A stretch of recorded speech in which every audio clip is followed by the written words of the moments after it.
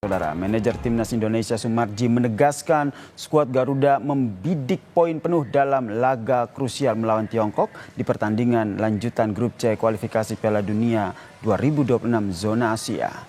Menurut Sumarji, seluruh pemain yang mengikuti pemusatan latihan di Bali dalam kondisi bugar dan siap tempur. Sumarji juga menjelaskan skuad Timnas akan tetap menjalani program latihan selama di Jakarta, namun menu latihan tidak seberat di Bali. Untuk saat ini, saudara, tidak ada pemain yang dicoret dari daftar skuad Garuda. Sebanyak 30 pemain masih tetap bertahan hingga laga kontra Tiongkok di Stadion Utama Gelora Bung Karno, Jakarta pada 5 Juni mendatang. Sumarji juga memastikan belum ada rencana untuk memanggil pemain tambahan. Ya harus 3 poin, harus poin penuh, makanya doakan 3 poin ya. Sementara 30 pemain akan tetap jadi satu. Kemungkinan kalaupun ada sangat kecil. Akan kami komunikasikan kembali sama Coach Patrick. Apakah ada yang akan dipulangkan atau tidak. Tetapi komunikasi awal tetap 30. Untuk kepastiannya kita tunggu nanti.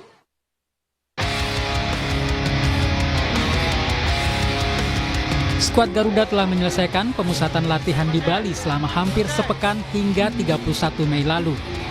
Sebelum kembali ke Jakarta, para pemain menyapa penggemar yang menunggu di area salah satu hotel kawasan wisata Pantai Sanur. Panitia juga mengenakan udeng atau kepala khas pria Bali dan disambut gamelan tradisional serta 2 penari Bali sebagai tanda perpisahan. Pelatih Timnas Patrick Kluivert dan beberapa pemain sempat diajak menari sebelum kembali ke Jakarta melalui Bandara Internasional I Gusti Ngurah Rai di Kabupaten Badung. Skuad Garuda akan bertemu Tiongkok pada 5 Juni nanti. Pelatih Timnas Patrick Kluivert mengaku sudah menganalisis kekuatan lawan. Kluivert memastikan Timnas akan bermain percaya diri dan mencoba mendominasi jalannya pertandingan. Kluivert bahkan memberi peringatan kepada Tiongkok untuk berhati-hati. Globally, in big lines, I know how they play, but I think the most important thing is that how we are playing. They need to look at us, because we are playing at home. We have to play dominant game, and they have to, be careful of us. And we, of course, don't need to underestimate our opponent, but I think that China needs to be aware what we bring to the table. Sementara Kapten Timnas Jai Ijes percaya diri menghadapi laga melawan Tiongkok. Menurutnya kehilangan sejumlah pemain kunci bukanlah masalah yang besar, terutama pergantian penjaga gawang yang kemungkinan akan diisi Emil Audero Mulyadi. I know Emil a little bit now because he plays in Italy and we had a lot of contact also before he did the neutralization.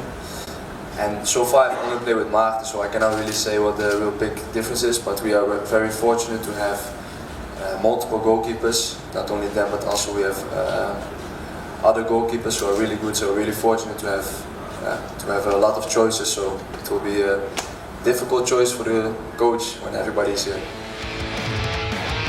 Laga melawan Tiongkok pada 5 Juni sangat krusial karena kemenangan bisa membuat satu tempat di putaran keempat, sekaligus menjaga asa ke Piala Dunia tahun depan. Tim Liputan Kompas TV.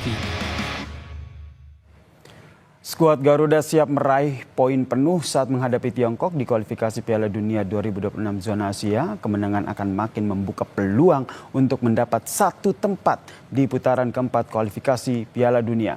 Lalu apa saja yang disiapkan dan harus diwaspadai oleh skuad Garuda? Kita perbincangkan dengan analis sepak bola, Bung Joy atau Bung Anton Sanjoyo yang telah bergabung bersama kami di Kompas Petang. Dan saya juga ingin menyapa Pak Budi Nugraha, ayah dari pemain Timnas Beckham Putra yang juga telah bergabung bersama kami di Kompas Petang. Selamat sore semuanya. Selamat sore. Saya ke Pak Budi dulu. Pak Budi, setelah pemusatan latihan anak Anda ini Beckham Putra melaksanakan pemusatan latihan ini, sudah ada komunikasi dengan putranya? Sudah. Karena dia kan ngantar saya ke asrama haji yang di Indramayu kemarin. Waktu dia pulang, dia nelpon saya, udah berangkat belum? Ini Beckham kepanggil timnas, suruh gabung ke Bali. Berarti masih terus berkomunikasi ya dengan putra Anda ya? Masih terus berkomunikasi. Apa yang Alhamdulillah. menjadi ambisi dari Bisa. putra Anda, Beckham Putra, setelah masuk di timnas ini? Ya dia ambisinya dia pengen membuktikan aja dan pengen membawa timnas lolos ke Piala Dunia ya. Karena kan semua pemain bermuaranya kan kepanggil timnas. Oke, Beckham juga cerita tidak Pak terkait dengan persaingan di posisi sayap kanan di timnas ini? Ya, Beckham mencerita memang persaingan sangat ketat. Tapi objektif juga dia sambil belajar lah, karena banyak pemain dari liga-liga Eropa ya, dia sambil belajar. Tapi dia tambah motivasi buat Beckham juga untuk lebih serius lagi, lebih meningkatkan lagi kemampuannya. Oke, saya ke Bung Joy sekarang. Terpilih lah. Silakan dilanjutkan, Mbak. Supaya terpilih ya untuk masuk ke skuad inti 23 pemain ya. Oke, persaingan cukup ketat tadi dan juga sangat optimistis ya begitu ya, Pak Budi ya. Saya ke Bung Joy. Bung Joy melihatnya, Oke, Bung Joy melihatnya seperti apa nih? Kita bahas dulu deh ini, nyambung dari tadi apa yang disampaikan oleh ayah dari Beckham Putra ini. Anda melihatnya ini karena Beckham Putra ini kan digadang-gadang menggantikan posisi dari Marcelino Ferdinand nih di gelandang serang. Bisa akan seperti itu? Ya, Beckham ini kan memang salah satu figur yang paling menonjol ketika Persib kemarin back to back juara ya. Jadi memang dia layak lah dipanggil karena kemampuannya sudah teruji di kompetisi Liga 1 dan memang kalau dibilang persaingannya ketat sekali karena Marcelino tidak ada karena ada akumulasi kartu, tapi ada Stefano Lillipali, ada Verdong, ada banyak pemain yang posisinya hampir sama. Jadi sebetulnya kalau Beckham sendiri sebetulnya utility ya, dia di tengah itu dia bisa main di poros, bisa main di kanan gitu loh. Bahkan dia menurut saya salah satu pemain yang gerakannya liar, yang sulit dibaca lawan gitu ya. Jadi menurut saya dia punya kemampuan lah untuk bersaing dengan yang ada sekarang. Karena memang kan sekarang yang dibawa Patrick kan 30 pemain, mau dibawa 30 juga nggak masalah. Tapi kan yang masuk DSP itu kan 23. Jadi saya berharap sih Beckham bisa bersaing masuk di 23 tim yang di daftar susunan pemain sehingga confidence-nya juga akan naik dan saya rasa itu memang ujian pertama adalah ketika dia dipanggil ke Bali bersaing dengan pemain lain dan memang ada vakan kan di tengah Marcelino nggak bisa main. Tapi kalaupun nanti Marcelino bisa main, saya yakin dia bisa bersaing juga gitu. Jadi menurut saya kita harus memberi support lah kepada pemain yang baru dipanggil masuk ke skuad timnas karena yang lainnya kan seperti dibilang oleh Pak Budi tadi memang yang lain kan kebanyakan bersaing di level Eropa gitu loh. Tapi Beckham harus membuktikan bahwa dia membawa Persib menjadi juara dan bisa juga bersaing di level nasional untuk masuk di skuad merah putih. Oke, ini yang nanti akan menjadi penentunya adalah pelatih timnas kita yaitu Patrick Kluivert gitu. Kalau berbicara soal Patrick Kluivert nih Bung Joy, sudah ada peringatan begitu dari Patrick Kluivert yang memperingatkan untuk Tiongkok agar hati-hati begitu, ada sewor begitu. Apakah ini karena Patrick Kluivert Anda membacanya terlalu percaya diri atau hanya ya sewor saja?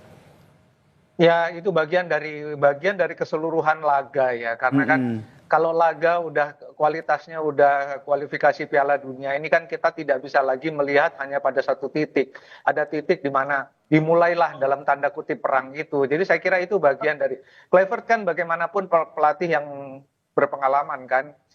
Dia lama di klub, dia beberapa kali juga memegang bendera negara gitu kan. Jadi dia tahulah cywar seperti itu. Ya itu bagian dari cywar tapi juga menurut saya bagian dari untuk menaikkan confidence tim. Karena ketika melawan Cina kan kita kalah.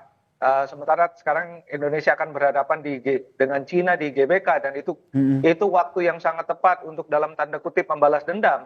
Dan saya kira dengan kepercayaan diri penuh, dukungan penonton yang menggebu-gebu, lalu harapan juga asal jangan menjadi bumerang aja, harapannya terlalu tinggi, mainnya nggak lepas. Tapi saya lihat. Nah ini dia nih Bung Joy, jangan sampai jadi bumerang begitu. Menurut Anda apa yang harus diwaspadai ketika melawan Tiongkok? Saya kira kalau kita lihat pertandingan-pertandingan Indonesia ketika di GBK, menurut saya hampir semuanya tidak memperlihatkan bahwa mereka grogi. Pertandingan terakhir melawan Bahrain, saya kira Bahrain yang justru yang grogi ya. Jadi Indonesia bermain sangat lepas. Ketika melawan Arab Saudi demikian juga gitu loh. Cuma memang ada beberapa pertandingan ya, terutama kalau saya lihat pertandingan melawan Australia di Sydney, pertandingan melawan Cina di kandang mereka memang tidak berkembang karena ada sedikit bukan soal teknis juga tapi soal mental ya. Dan saya lihat ini bisa diperbaiki, lawan Arab bisa menang, lawan Bahrain bisa menang. Jadi sekarang memang tekanannya tinggi sekali karena kalau Indonesia sampai draw, peluang untuk ke posisi 4 memang berat. Apalagi kalau kalah. Tapi dugaan saya sih Indonesia akan bermain lepas dan saya kira dengan dukungan yang menggebu Indonesia bisa menang. Bahkan kemarin saya sempat mengatakan kalau bermain biasa saja dengan standar Indonesia sekarang bisa menang dengan selisih 2 gol.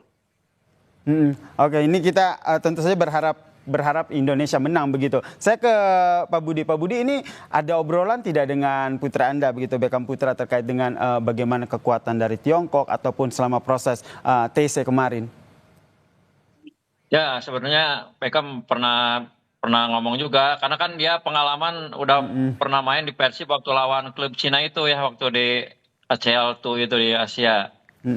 Ya, karakter permainan Cina juga dia udah tahu juga, karena dia kan waktu itu dia cetak gol juga ke gawang klub Cina. Jadi kan dia karakter Cina cepat, keras juga. Jadi Beckham udah agak tahu dikit-dikit lah untuk pemain Cina. Ya mudah-mudahan aja lah Indonesia bisa menang. Amin. Ini harapan kita bersama ya, Pak Budi. Pak Budi sekarang kan sedang berada di Tanah Suci begitu, tengah melaksanakan ibadah haji begitu. Apa yang menjadi pinta dari Beckham Putra? Apakah juga termasuk minta didoakan begitu agar timnas bisa menang? Betul. Ya kan nanti saya ke hari Rabu kita ke Wukuf di Arafah kan itu mungkin insya Allah lah. Itu kan doa-doa biasanya terkabul. Dia minta doakan Indonesia menang dan lolos ke Piala Dunia. Dan Beckham juga mudah-mudahan masuk ke tim yang 2-3 dan mudah-mudahan ada menit bermain lah buat Beckham juga. Dan mudah-mudahan Beckham juga bisa berkontribusi ya untuk timnas senior ini. Karena ini pertama kali Beckham dipanggil timnas senior. Baik, doa seorang ayah dari Tanah Suci insya Allah akan membawa keberkahan dan juga kemenangan ya untuk Indonesia melawan Tiongkok. Dan juga saya yakin Bung Jo juga sama nih, berharap Tiongkok akan menang. Indonesia akan menang melawan Tiongkok di GBK 5 Juni mendatang. Terima kasih Bung Anton Sanjoyo, analis sepak bola, dan juga Pak Budi Nugraha, ayah dari pemain timnas Beckham Putra, telah bergabung bersama kami di Kompas Petang. Salam sehat semuanya.